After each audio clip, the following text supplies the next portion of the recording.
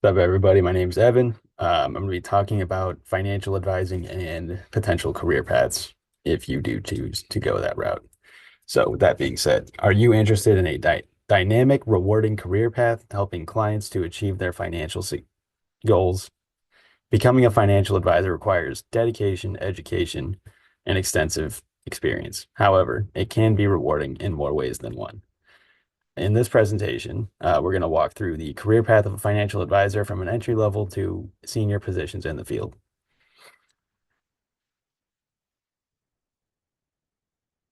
Okay.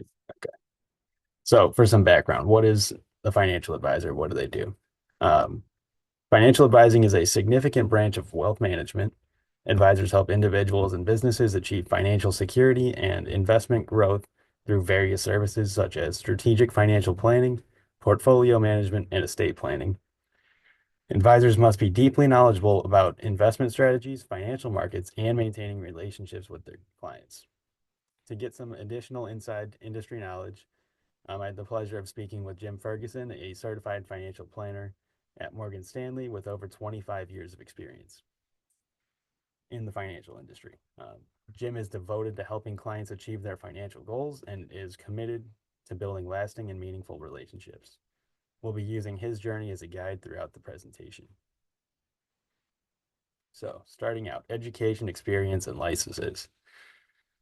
Um, Financial advisors need to hold a bachelor's degree in finance, economics, accounting, or other related fields. It might be shocking that it is not just finance, but due to the knowledge needed to understand the markets and their fluctuations, many of these majors can provide valuable insight. Gaining experience early on can help advisors rise the ladder faster than their peers. Many firms offer internships for students and recent graduates before hiring them full time, and interns must perform well so that they can complete the next step in the process. That next step is being licensed. So, financial advisors must pass the Series 7 and 66 licensing exams. To be eligible to take these, you have to be sponsored by a firm. So, Jim was actually sponsored by Merrill Lynch, and he became a financial advisor after passing his exams in 1996. So if you don't have a license or a sponsor, you won't be able to take the exams. Um, Now, getting into the early years after you pass your exams.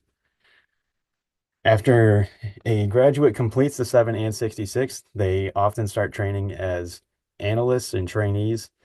These this phase can last 1 to 3 years, depending on the candidate and company policy. These positions focus on supporting and learning from higher ranking advisors and mentors. They can also include developing sales skills, prospecting clients, and developing financial plans under supervision. Analysts can also work towards their certified financial planner license or CFP in this phase. The CFP demonstrates commitment to the industry as you need 6,000 hours of professional experience or 4,000 hours of apprenticeship to obtain the full license.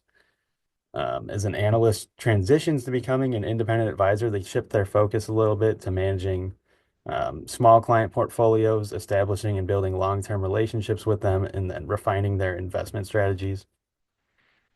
This usually lasts for about 4 years, and it's where advisors develop their own book of clients that they'll individually work on. They'll also build credibility and trust throughout their network, and they're also going to find ways to develop their professional skills. As Jim had mentioned in our interview, Morgan Stanley offers a plethora of professional development opportunities through industry-specific modules um, available to them. Um, so completing the journey. So this is going to be transitioning into a more senior role. Usually around the seventh year since completing the Series 7 and 66, advisors take on the role of a senior advisor. Their focus will become more geared towards high net worth clients, and often advisors choose to specialize. Um, and it helps them differentiate themselves from the competition. Jim decided to specialize in portfolio management, retirement planning, and financial planning, which he says allows him to tie together all aspects of a client's personal and financial goals.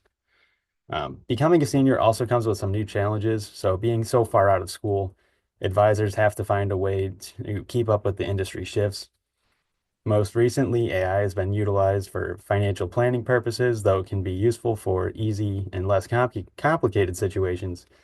Jim noted that clients value the personal experience of talking with advisors and finding a plan that truly meets their needs and goals. AI does not have the emotional intelligence and that real financial advisors possess. So, with that being said, it can be used as a tool to test out new plans, but clients still do appreciate an in-person consultation. Some additional takeaways from our conversation. Jim wanted to highlight some additional things that young advisors should be aware of. The world we live in today is rapidly changing every day. AI, the emergence of ESG, and regulatory changes, as well as alternative investments like private equity and cryptocurrency, have boomed in recent years. Advisors must be capable and willing to adapt to these changes to help suit client needs. He also noted that the markets are volatile and unexpected changes can happen at any time, particularly with the 2008 financial crisis. It was a complete shift in strategy for Jim. The event caused him to reassess his risk management process and diversification methods. Though an advisor might not be able to predict sudden market changes, they can plan ahead and mitigate some of the risks associated with these changes with their allocation of assets. Finally, he noted the importance of building client relationships. Many clients will stay with their advisors if they are successful. The position is symbiotic, so whenever the client does good, you also do good. He mentioned the positive feelings that he feels when he helps his clients achieve their goals on an emotional level as well as on a financial level. Um, and working within this industry, you get to know their clients, your clients at a more personal level and watch them grow and achieve their goals over time. Um, so becoming a financial advisor takes a lot of years of hard work, dedication, and commitment. But because of this, it can be one of the most rewarding jobs in the financial world. So thank you for watching. Thank you.